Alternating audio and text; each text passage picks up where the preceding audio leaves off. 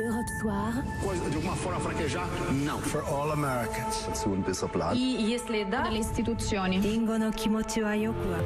Laurent Bazin sur Europe 1. Le Monde dans votre radio à 18h50 tous les soirs. Bonsoir Sophie Larmoyer. Bonsoir Laurent. On va commencer par une chasse au loup qui apparemment est ouverte au Danemark et une vidéo largement diffusée sur le net en témoigne. Oui, c'est une vidéo dont la diffusion fait grand bruit là-bas au Danemark. On y voit un loup au milieu d'un champ. Il observe tranquillement un tracteur qui est en train de labourer, puis il se détourne, il trottine en s'éloignant. Au passage, il jette un œil à un 4x4 garé le long de la petite route qui est là au milieu. Et puis il poursuit son chemin et on entend une détonation et le loup s'écroule. Vous voulez dire qu'il n'était pas menaçant, c'est ça ? Absolument pas, et c'est pour ça que ça fait scandale évidemment. J'ai presque envie de dire qu'il a été tué dans le dos, ce loup. C'est ce que suggère cette courte vidéo. Des images qui existent grâce à deux naturalistes qui étaient en train d'observer cette louve, parce qu'en fait c'est une femelle, quand un homme a tiré depuis la voiture garée. Le tireur a 66 ans, on ne sait pas grand chose de lui. Il est mis en examen pour violation des lois sur la chasse et des expertises judiciaires sont en cours. Évidemment, le loup c'est une espèce protégée là-bas aussi ? Exactement, comme partout en Europe, sauf dérogation spécifique évidemment, par exemple pour protéger le bétail. Mais en l'occurrence, les loups ne sont qu'une poignée au Danemark. Ils avaient complètement disparu en 1813 et en 2012, donc 200 ans après, quelques mâles ont été repérés pour la première fois. C'était un événement vraiment... Pas réintroduit, hein ? Non, repérés. Ouais. On les a repérés. Et puis une louve a fait un très long voyage depuis l'Allemagne pour les rejoindre et une meute était juste en train de se constituer. C'est donc une réapparition de l'espèce qui est très fragile au Danemark et les experts craignent que la mort de cette louve compromette tout le groupe. Il y a un gros débat en France, bien évidemment, sur la réintroduction du loup. Il y a le même débat au Danemark ?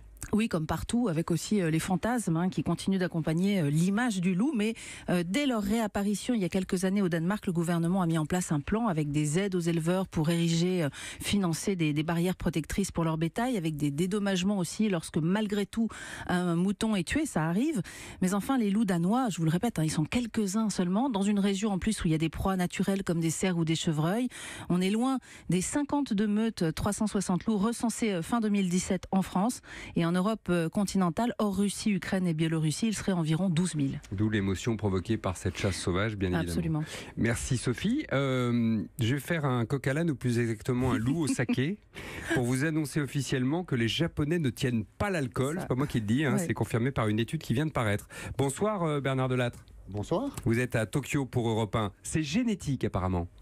C'est ça. Dans cette étude, l'ADN de 2000 Japonais a été analysé et elle montre bien que chez eux, deux enzymes fonctionnent souvent mal, ceux qui jouent un rôle essentiel dans l'assimilation de l'alcool par l'organisme. Cette mutation génétique expliquerait pourquoi beaucoup de Japonais supportent mal l'alcool. Et pourquoi les Japonais en particulier, on le sait ? Non, les scientifiques ne se l'expliquent pas encore, mais des addictologues mettent en cause l'alcoolisation croissante des Japonais. Les chiffres sont édifiants, plus d'1 million sont alcoolodépendants, c'est 200 000 de plus qu'il y a 10 ans. Et parmi eux, de plus en plus de jeunes femmes endommagées. En outre, 10 millions de Japonais sont considérés comme proches de l'addiction car ils boivent 3 verres d'alcool chaque jour. Il faut dire qu'ici, beaucoup de choses incitent à lever le coude. À la télé, les spots de pub pour la bière ou pour le saké passent en boucle et à longueur de soirée. Et dans les entreprises, si on veut faire carrière, il faut, après la journée de travail, aller au bistrot jusque tard le soir pour socialiser avec le chef de service et les collègues. C'est culturel et incontournable. Et il paraît qu'il y a même un syndrome du dernier train, c'est-à-dire qu'il y a des drames, sérieusement, avec des employés éméchés qui sortent du travail ou du pot et qui tombent sur les voies, c'est ça ? Oui, parce que 3000 personnes chutent chaque année sur les voies ferrées. Eh bien, dans 6 cas sur 10, ce sont des usagers alcoolisés.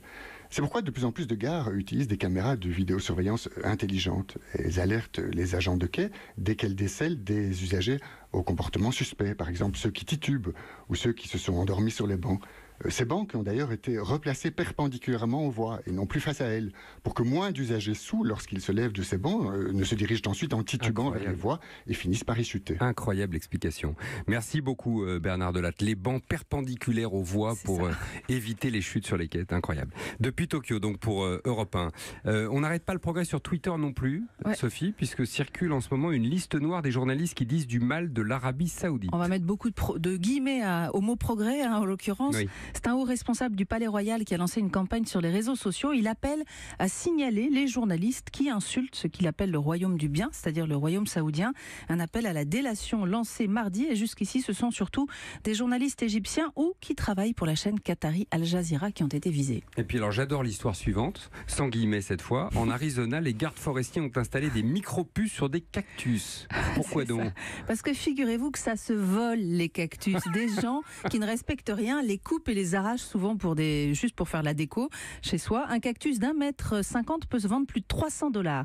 Alors pour dissuader les voleurs, les responsables du parc national des Sagaros près de Tucson ont installé des micropuces sur environ 200 cactus. Alors 200 sur 1 million de cactus que compte le parc, c'est peu, mais enfin si vous tombez sur un cactus pucé, ça peut vous coûter cher. Et ça pique aussi. Et ça pique. Merci Sophie.